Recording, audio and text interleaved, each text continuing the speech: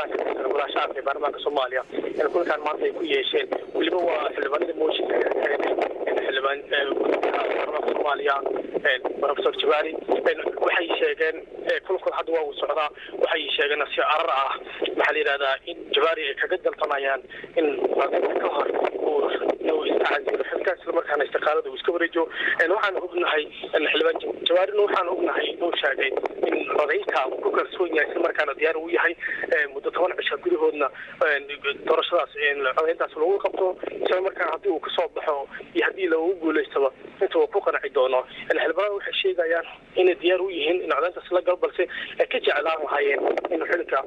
odaynta ka hor uu iska cajilo isla markaan warqad istiqaalada uu dhiibo maadaama nin ku tuntay dastuurka dalka xarfoosyadida baarlamaanka sida eedayntaas ay hadda ay ku sheegayaan isla markaan dusha ay kaga tuureen gudoomiyaha golaha shacabka ee baarlamaanka Soomaaliya Professor Maxamed Sheekh Asman Jawari waxyaabo kale oo cuskanayeen miya jira waxa uu sheegay in Jawari waxa ay ku tilmaameen inuu mas'uulka ahaa in maxaa yiraahdaa ra'iisul wasaarayaal hore xilka laga soo qaaday ninka mas'uulka ah inuu asiga ahaa isla markaan hadda waxay ku tilmaameen in mooshinka dhan ah ra'iisul wasaare xasan kheyre uu waday taasna ay keentay in mooshinkan iminka laga wado gudoomiyaha baarlamaanka Soomaaliya Professor Maxamed Sheekh Asman Jawari xubno kamid ah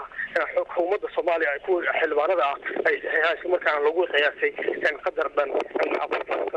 وزير وحلف هي الحكومة حاطة ذلك كتير في مكان وجميله حصل على خير إن موشكا في صحيحان شيء إن وعكس المعمل كل شيء ضايق على في المكان حكومة على الموشين الله وقتين إن هرب الجوال حول شيء جدي وقت صحيح على ضحي تاسو إذا كان في المعمل إلى انتهاء إن الدولة حاطة